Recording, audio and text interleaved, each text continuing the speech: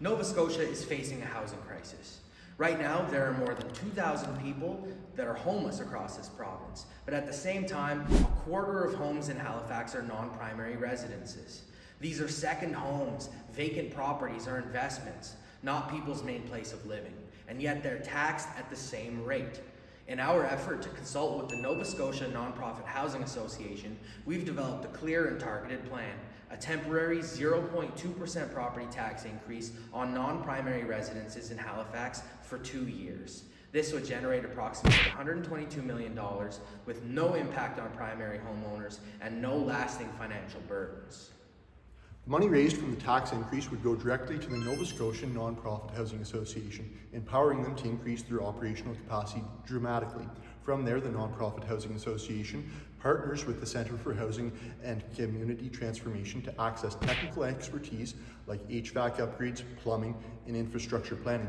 With this seed funding, the taxes that have been collected and planning support in place, Nonprofit Housing Association becomes bankable, ready to approach the Canada Mortgage and Housing Corporation and other lenders for mortgages and grants. These funds are then used to purchase and retrofit unused infrastructure such as vacant schools, failing motels, or decommissioned hospitals, assets that are already built just waiting to be repurchased. Retrofitting costs are up to 70% cheaper than new construction.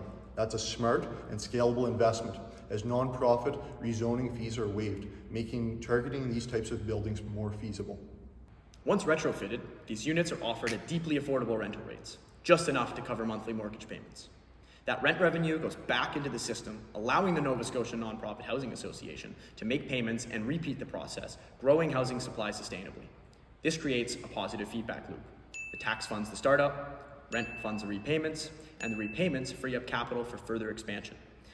And while the tax is Halifax-based, the result will serve the entire province, meeting demand where it exists, not where it's easiest. Here's how it unfolds. Years 1 and 2, tax revenue is collected. Year 2, that revenue is paired with the Centre for Housing, Community and Transformation's aid in planning and fiscal support. Year 2 to 3, Nonprofit Housing Association leverages that capital to secure mortgages and begin acquiring properties. Years 3 through 5, retrofits are completed and units become available. Year 5 and beyond, rent revenue and leveraging assets will fund operations and future retrofits. This plan reuses existing infrastructure rather than waiting on new builds and creates long-term affordability without permanent taxation.